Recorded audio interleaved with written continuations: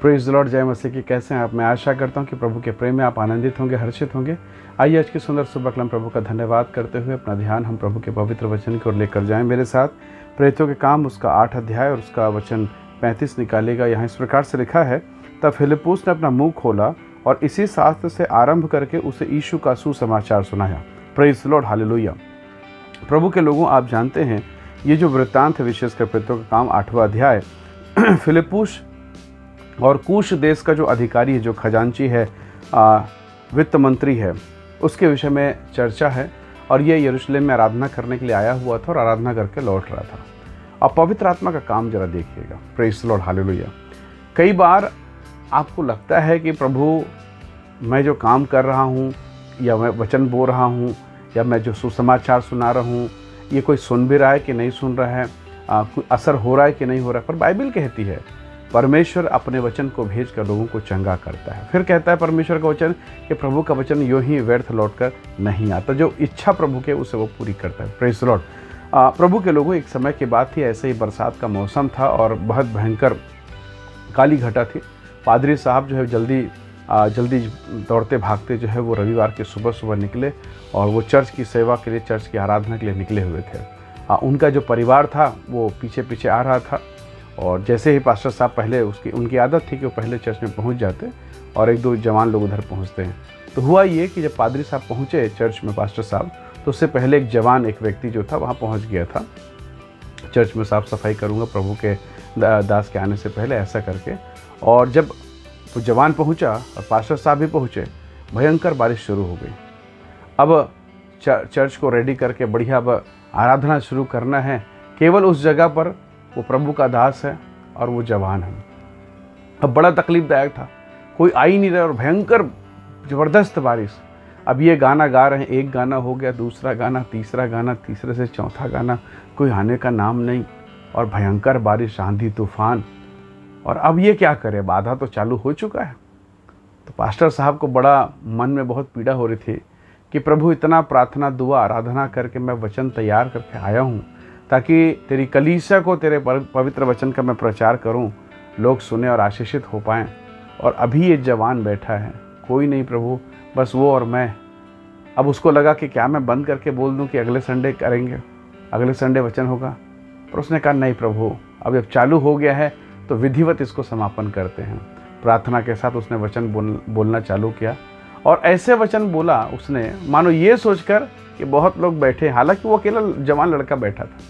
और उस दिन जो प्रभु का दास बोल रहा था कि मन फिराओ, तुम पापी हो, अपने जीवन का पश्चाताप करो, ये जवान लड़का अकेला बैठे बैठे वो सोचने लगा कि वाकई में आज प्रभु का दास मुझसे पर्सनल बात कर रहा है, यानी इसके जीवन से प्रभु बात कर रहे हैं। प्रचार हुआ, सब कुछ हुआ और ये जवान लड़का वचन को सुना। और उसके बाद जब बारिश थम गई, चर्च बंद करके सब चले गए। पास्टर की पत्नी चर्च में नहीं आ पाई बारिश के कारण। जब पास्टर साहब घर पहुंचे, पास्टर की पत्नी ने पूछा कि आज की सर्विस कैसे रही, कितने लोग आए। पास्टर साहब ने गुस्सा करते हुए, नाराज़गी व्यक्त करते कहा, कोई नहीं आया, कोई एक आदमी भी नहीं आया भाई, बस एक लड़का था जो बैठा रहा। और क्या करता, उसी को मैंने वचन बनाया, इतना परिश्रम करके मैं वचन तैयार करके गया था और कोई सुनने वाला नहीं। मन मार के पादरी साहब अपने आप को शांत करके प्रार्थना दुआ करके भोजन करके सो गए।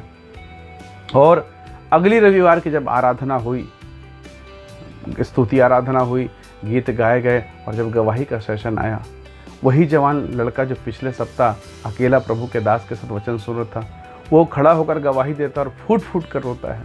और उसने कहा कि मेरा जीवन, भली मैं क्वायर टीम में था, मैं लीडरशिप में था, पर मेरा जीवन सही नहीं था। पर पिछले रविवार को जब प्रभु के दास ने वचन से बात किया, जब बोला, मेरा हृदय आर पार छिप गया। सही मायने में मैंने पिछले रविवार को मन फिराया है और एक सप्ताह से मैं यीशु के साथ चल रहा हूँ और ये जो अनुभव है, ये बाकी सब अनुभव से अलग है। मेरी ज़िंदगी बदल गई है। मैं प्रभु का धन्यवाद देता हूँ कि बारिश हुई, कोई नहीं था, केवल प्रभु का दास और मैंने अपना जीवन प्रभु को दे दिया है। जब इस गवाही को प्रभु के दास ने सुना, वो रोने लगे, पुलपिट में खड़े खड़े रोने लगे। कहा, प्रभु धन्यवाद, मैं सोचा उस दिन की जो सभा थी वो बेकार हो गई, व्यर्थ हो गई, लेकिन मुझे नहीं मालूम प्रभु जी कि एक आत्मा बच गई है। उसने प्रभु का धन्यवाद करते हुए परमेश्वर के नाम को आदर दिया। परमेश्वर के लोगों, यहाँ जो खोजा है, जिसके साथ फिलिप्पुस की मुलाकात होती है, एक अकेला सिंगल व्यक्ति है और रथ पे यात्रा करते हुए जा रहा है यशायाह नबी की किताब, और फिलिप्पुस को प्रभु तैयार करता है कि जाकर उसे सुसमाचार सुनाए। Praise the Lord. एक अकेले व्यक्ति को, और जब ये अकेला व्यक्ति बच गया, मानो उसका पूरा परिवार बच गया। बाइबल कहती है परमेश्वर की योजना है कि वो 99 धर्मी भेड़ों को छोड़कर एक पापी, एक भटकी, एक खोई हुई भेड़ को बचा ले। Praise the Lord, hallelujah. परमेश्वर के लोगों, परमेश्वर की योजना अद्भुत है। मेरे भाई, मेरी बहन, हो सकता है आज पहली बार इस वचन को आप सुन रहे हैं, या बहुत संभव है आपने कई बार सुना, पर आज ये वचन आपसे बातें कर रहा है। यदि आपसे बातें कर रहा है तो याद रखिए, परमेश्वर की महान योजना आपके और आपके जीवन, आपके घर परिवार के लिए।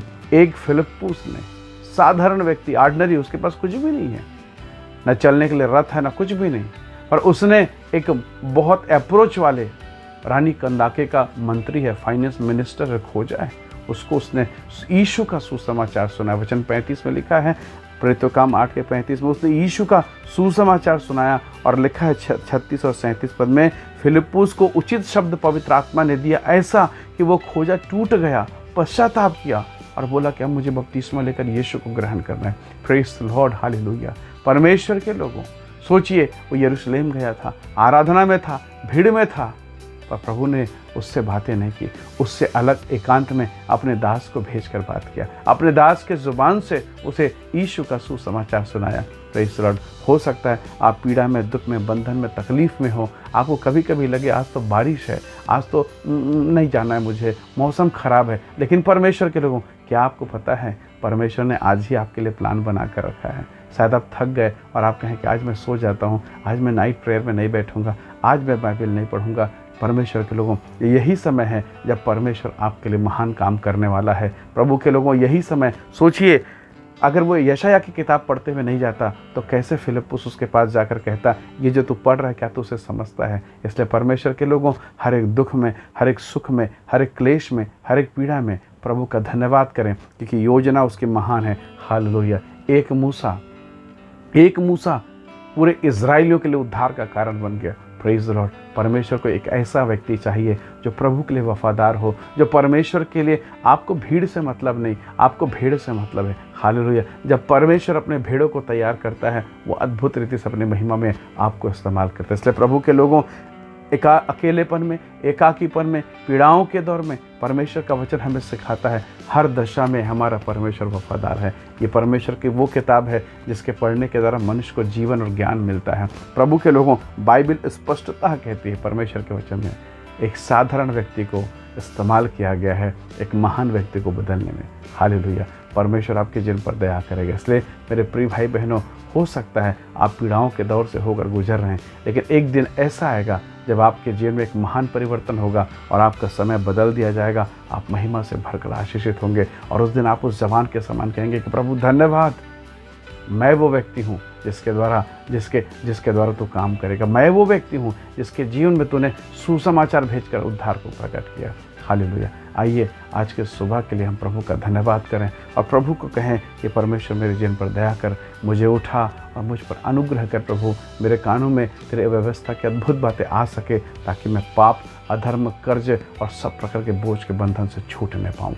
आइए दुआ करें। सर्वशक्तिमान पिता, धन्यवाद मेरे प्रिय भाई बहनों पर अनुग्रह कर, इन्हें आशीष दे, इन्हें छुटकारा दे, इन्हें मसा दे प्रभु जी, और इनके जीवन पर तेरी महिमा हो। जितने इस वचन को सुनते देखते हैं वो यीशु के नाम से आशीषित होने पाएँ। हम सारी महिमा आपको देते हैं। धन्यवाद के साथ विनती यीशु के नाम से मांगते हैं। आमीन, आमीन। प्रभु आप सबको बहुत ऐसे आशीष दे। धन्यवाद इस वीडियो संदेश को देखने के लिए, सुनने के लिए। दूसरों को भी शेयर करें, आशीष का हिस्सा बने। प्रभु आप सबको आशीष दे। जय मसीह।